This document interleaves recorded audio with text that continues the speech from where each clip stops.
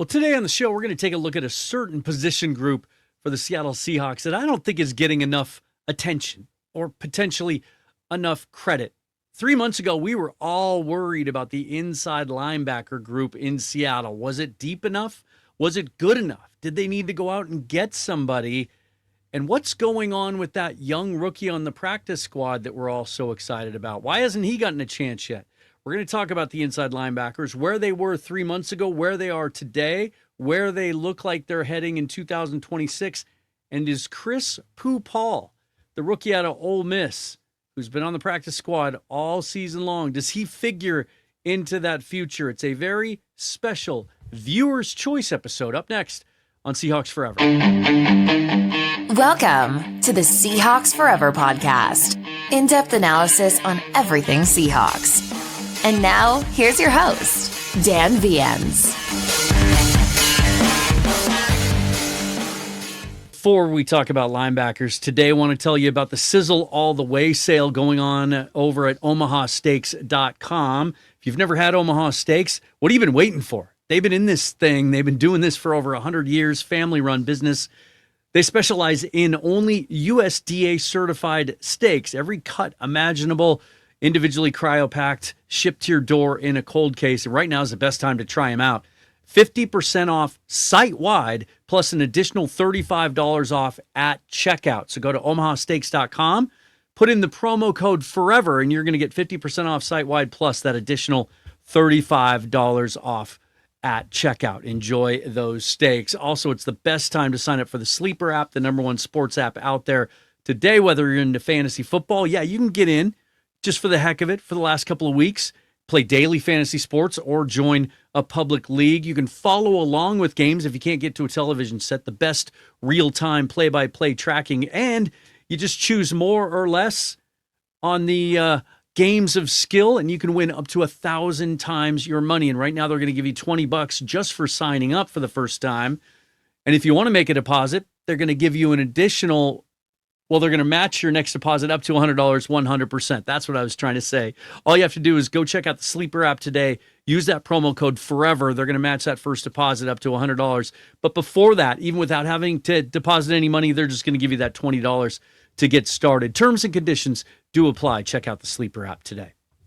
All right, you guys, this is a very special episode. If you haven't heard about the Bracket of Boom, well, what it is over in our Patreon community. You get a chance to play producer every month.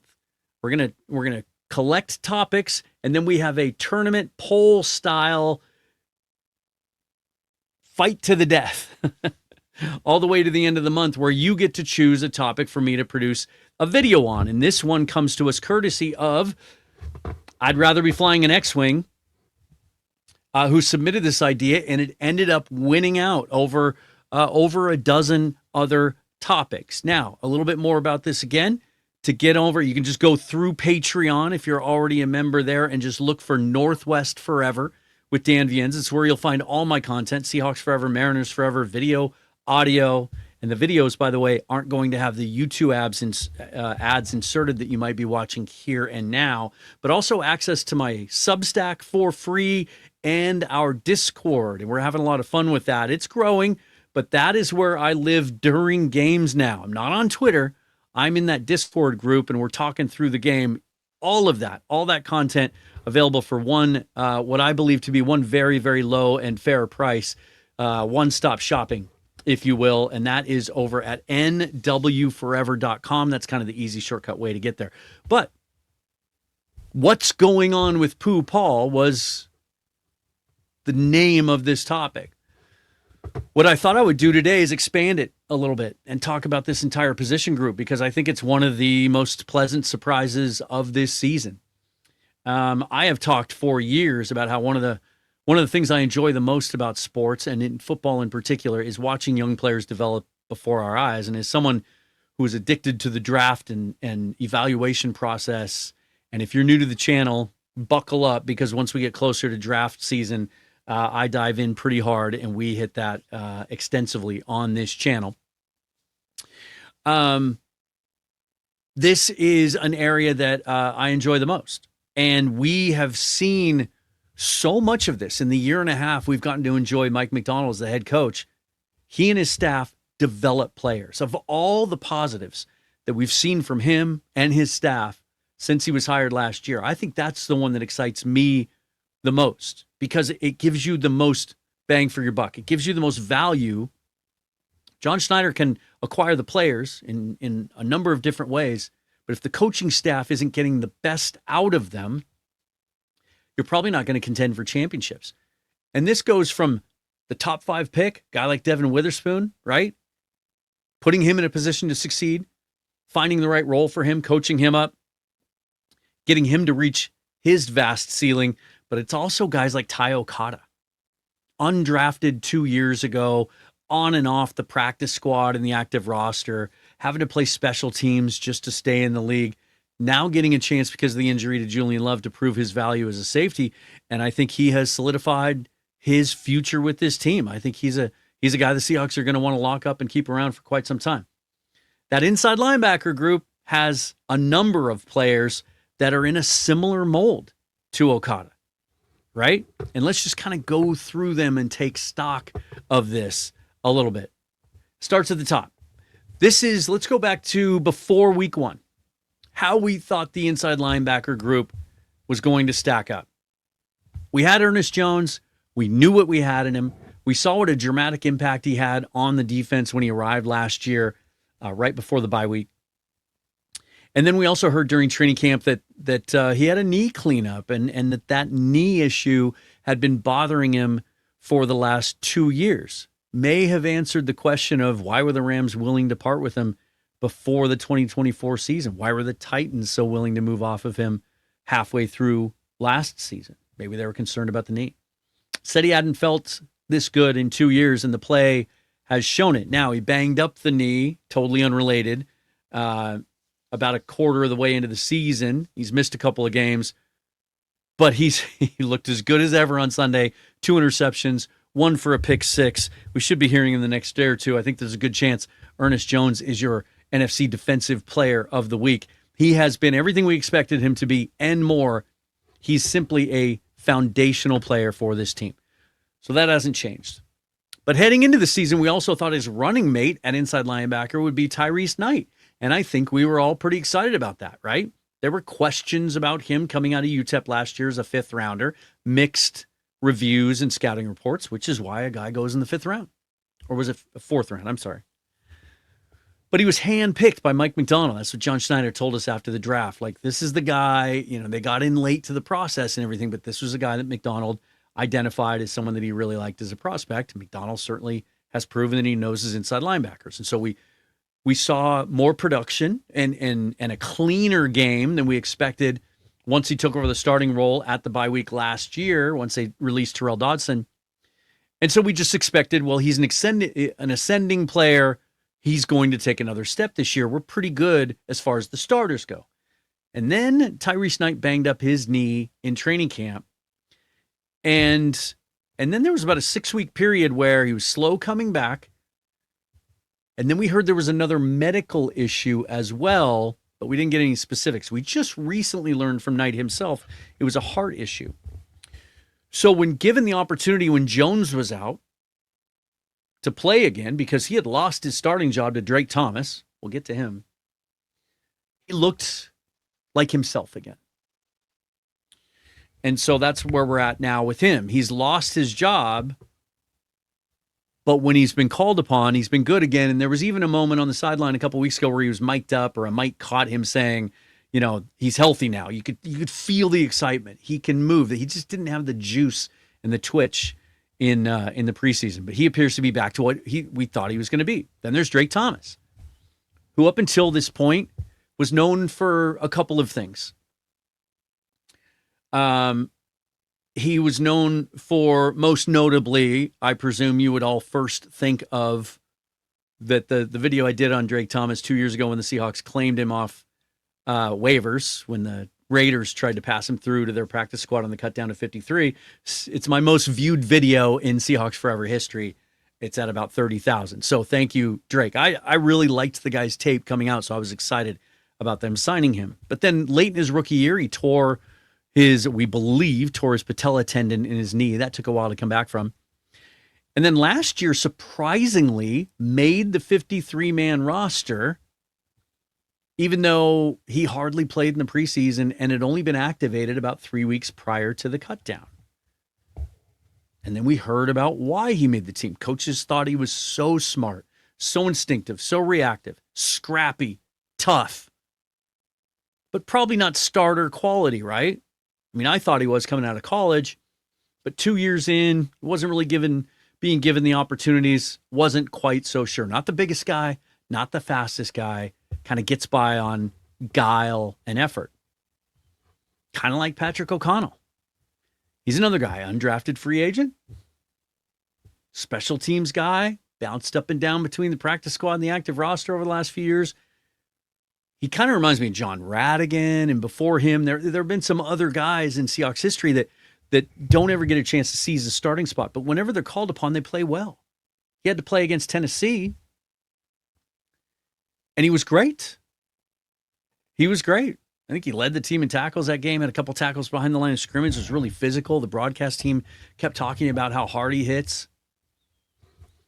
And then there's this guy. Very similar story to Drake Thomas from 2 years earlier, except Thomas was undrafted. And Chris Paul Jr. from Ole Miss, spent his first 3 years at Arkansas, then finished out at Ole Miss last year. That got caught in a numbers game with the Rams. They stumbled into, well, that's not giving them enough credit. They found a couple of uncut gems this offseason in Nate Landman, who had been cast off by the Falcons and made such an impression and has played so well this year. Now he just got a 3-year extension from them.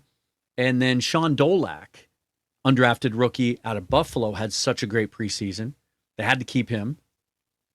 So they tried to get Chris Paul through waivers so they could have him on their practice squad. They really liked him.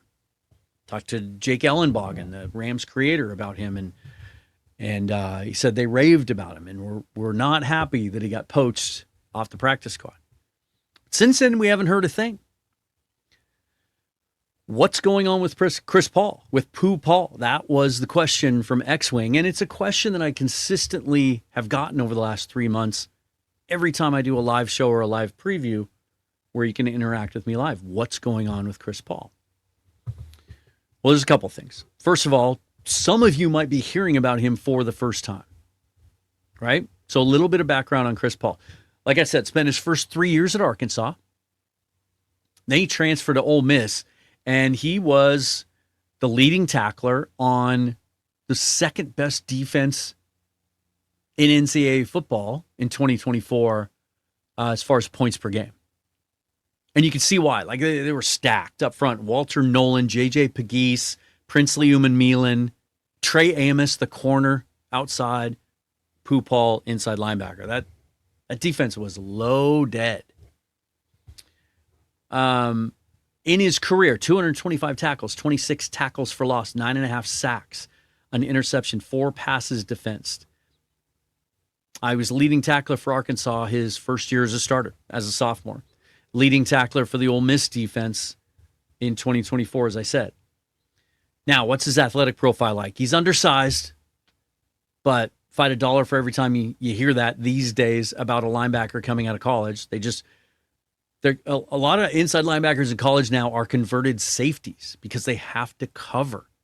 You don't see the old school 245-pound, 250-pound rocked up north and south stack and shed type linebackers anymore because they have to be able to cover. Guys like Jack Campbell, who's now in his third year out of Detroit, came out of Iowa a couple years ago. You don't see him built like that anymore coming out of college. Most of them are built like Chris Paul. So you can say he's undersized, but he's just kind of what we're seeing these days coming out of college.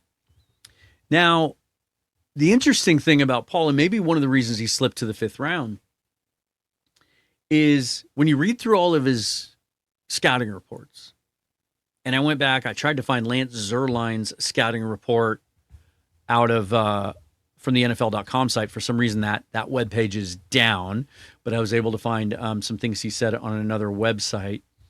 And then looking at like NFL Draft Buzz, NFL Draft Network, very similar scouting reports. And you see the word athletic. He's athletic. And yet he went to the combine and he wasn't great. And I searched high and low to see if I could find any kind of reports of any injuries he was dealing with. Ran a 4.63 at the combine. That was the fourth slowest 40 time among inside linebackers. I'm like, okay, well, what was the 10-yard split? Maybe he's got burst. His 10-yard split was the second slowest of all inside linebackers who ran at the combine. In his jumps, he was middle of the pack. Didn't do the short shuttle. Didn't do the 3-cone. Didn't do the bench. Was not injured. Ended up being invited to the Shrine game instead of the Senior Bowl. But again, all the scouting reports list him as, or describe him as, athletic. Here are words that you see across all the different reports. Athletic, leader, the green dot type player on defense, great locker room presence. Couldn't find any hint of anything off the field. So he certainly fits the character profile that the Seahawks prefer. And again, on a defense full of alphas, he was considered the leader of that Ole Miss defense. I'm going to read to you just a little bit from NFL Draft Buzz's profile since I couldn't find Zerline's. Paul Jr. profiles as a modern NFL will linebacker who can make an immediate impact on special teams while developing into a defensive contributor. His tenacity in pursuit and natural feel and coverage suggests he can earn defensive snaps early, particularly in sub packages, where his athleticism and instincts shine brightest. Now, that's the thing about the inside linebacker position, is it places such an emphasis on instincts that if you're quick to diagnose, quick to recognize, quick to react, it makes you look faster on tape than maybe your timed speed is. So him not wowing at the combine might be the reason he was available in the 5th round. I'll read a little bit more. While his frame limitations will require creative scheming at the next level, Paul Jr. has shown enough on tape to project as a valuable depth piece with starter upside. He also played against SEC competition.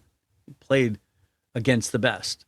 The ideal landing spot would be a defense that emphasizes speed and pursuit from their linebackers. Interesting, considering his 40 times. Allowing Paul Jr. to play fast and leverage his natural instincts. There's that word again. His special teams experience and coverage ability give him multiple paths to seeing the field early while he develops into a more complete linebacker. Sounds like the poster child for a good Mike McDonald project. The special teams thing really stands out as well. And I'll get to that again in a second. Here's the thing about where we stand today and why I can't really give you an answer to the question, what's going on with Pooh Paul? One of the things that I don't think a lot of fans realize, and it was one of the many factors that led to me not continuing to pursue full-time credentials this year when I was here all of the month of August covering training camp, was because once they get into regular season mode, reporters don't get to watch practice. They only get to be out there during stretch period. That's it. They don't even get to watch drills and individual stuff. And so they don't ever get to see what practice squad players are doing, how they're performing, how they're being used. Are they getting any reps with the twos, right? It's why you remember late last year, at the very end of the year, there were a couple things that we found out that were a little bit of a surprise. One was that John Rice Plumlee, the former college quarterback, had been converted to slot receiver. Nobody knew that because they hadn't changed it on the roster, the official roster, and nobody got to see him practice. The other one was that Olu Oluwatimi had been practicing at guard. Nobody knew that either because they don't get to see it. So I can't ask Greg Bell how he thinks Chris Paul is doing. Well, I can ask him because I did 2 weeks on the show, but he wasn't able to tell me because he's not there. He can't see it. They can ask coaches about these players, but there's so much other stuff going on. Like, this is a 9-3 football team that's potentially contending to represent the NFC in the Super Bowl. Not a lot of time to ask about practice squad guys. The other thing we don't know is this. And I didn't even know this rule existed until this year. It sounds like it was about 2 or 3 years ago they instilled this rule where every NFL team on Tuesday of each week gets to name 4 practice squad players as protected that can't be poached by other teams. Normally, a team can sign a player off anyone else's practice squad, and that team cannot block the move as long as that team, the acquiring team, puts them on their 53-man roster. We don't see it happen a lot, but maybe partially because of this new rule. Because if you're taking a 16-person practice squad and you're taking 25% of it and protecting every week, well, you're going to protect your most desirable players. Probably those are the players that are going to be more desired by other teams. I'm sure there's some strategy in that. This is purely a gut feeling that I would imagine he's probably one of the players they're protecting. It just makes sense. He seems like a fit as a Mike McDonald will linebacker. And while a lot of these guys are playing well, and Jones and Knight are under contract for the next couple of years, Drake, Thomas, and O'Connell, these are like restricted free agents, year-to-year guys. Here's the challenge for Chris Paul. I don't think these guys are going anywhere. Ernest Jones isn't. I don't think Tyrice Knight is. He's kind of, now that Drake Thomas has taken over for him, and I think, well, let's flip these guys around. Let's go to Thomas first, because I think he's solidified himself as the guy at will linebacker. And he just keeps getting better week after week, making plays in the backfield, really instinctive, just doesn't seem to get caught out of position. I think he's your starting will next year to start the season, and I think Tyrice Knight is the perfect backup. He's young, he's athletic, he's long, he's cheap, he's on a 4th-round contract, and he can play both spots. He can play Mike and Will, and he has this year. So I think next year, presuming that you're only going to keep 4, remember they had Chaz Surratt on the roster this year, but he wasn't really playing any linebacker. He was mostly there for his special teams skills, but played some linebacker for the Jets a year ago. So I think that 4th spot next year on the final 53 is going to come down to O'Connell and Paul. And that might be a tough one. They are both very, very good special teams players. Paul proved that all throughout college. Was known as an exceptional gunner, didn't play as much special teams at Ole Miss because he was a full-time starter. But at Arkansas, drew raves for his special teams contributions. And we know that O'Connell's one of those guys that can play on all the teams as well. And so I think you might be faced with a very similar decision next offseason. I'll tell you what, though, the good news is you don't feel like you have to go hunting one in the offseason, right? Don't need to get involved in the free agent market. Don't need to draft one. You only have 4 picks. You can focus on some other spots. Now, that being said, there are some really, really interesting inside linebacker candidates in this draft, and it's not considered to be a very strong draft overall. And so maybe best player available becomes a guy like maybe, I don't know if a Sonny Styles gets to the end of the 1st round, but a guy like Anthony Hill Jr. out of Texas is kind of consistently projected in that 30 to 50 range. You go best player available, maybe you add another guy to the mix, and then it's an even tougher competition for these players. But I'm going to finish with this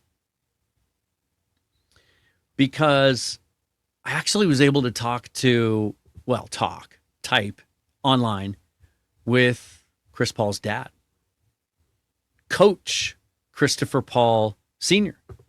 He's a coach. And we started following each other on Twitter and found that he responded to some things. So I asked him, how's your son doing?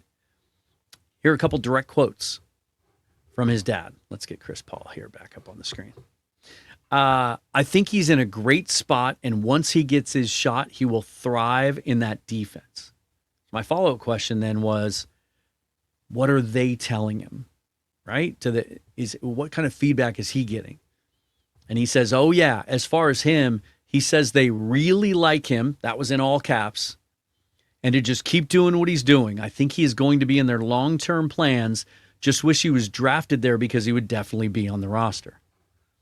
So that's Chris Paul's dad telling you what his son says his employers think of him.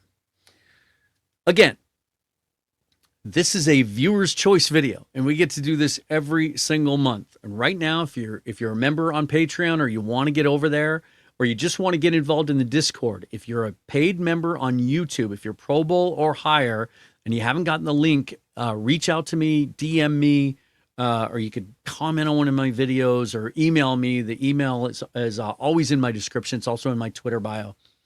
And reach out to me. I'll get you that link, which will get you a free invite to our Discord. All Patreon members and all YouTube Pro Bowl or higher get access to that Patreon. And that's where we chat on game day throughout the week. But also we do this voting. And so we're taking topics now. And then the second week of the month, we have semifinals and then quarterfinals. We go from 8 down to 4, down to 2. And then we pick the one for, what month is this? December. Man, it's been a whirlwind. This is a lot of fun. And it's a topic, honestly, that I've wanted to talk about for a while. And you can get really creative, too. One of the topics that made the semifinals was what did I think the top 10 guitar solos of all time were. So you can stray from the topic if you'd like. So thanks for all of you who got involved in that. And again, nwforever.com. It is the easiest way to get all my content and without the YouTube ads. You can pay $13.99 for YouTube Premium and you don't get any ads across the platform. But if you just want to watch all of my content and take those ads out of there, boom, head over to nwforever.com and get signed up today. That's going to do it for me. I will be back tomorrow. I'll do a show every day this week. I think tomorrow night, probably shoot for a live show. Just kind of catch up on some stuff. We'll get first practice report. We'll get some injury news. Sounds like there's a chance that Julian Love might be back this week. And then we'll have more news on Anthony Bradford, whether or not he practiced this week and all of that stuff. So I think we'll just do a live show tomorrow. And then Thursday's the NFC West mixtape with Rob Guerrera and myself. Then we'll do a full proper preview of the Falcons game. Got some insight from one of their creators today on how he thinks that game's going to go. Let me just say they're not feeling really optimistic there in Atlanta at the moment. But until then, follow me on Twitter at Seahawks Forever. Subscribe to the channel if you don't already. About 40% of you that watch on a regular basis don't. It's the best way to support me as a full-time independent content creator. All the other ways that you can support me are listed and linked down below in the description. Until tomorrow, forever and always, go Hawks. Thanks for voting on the video. Thanks for being part of the community. Thanks for watching, you guys.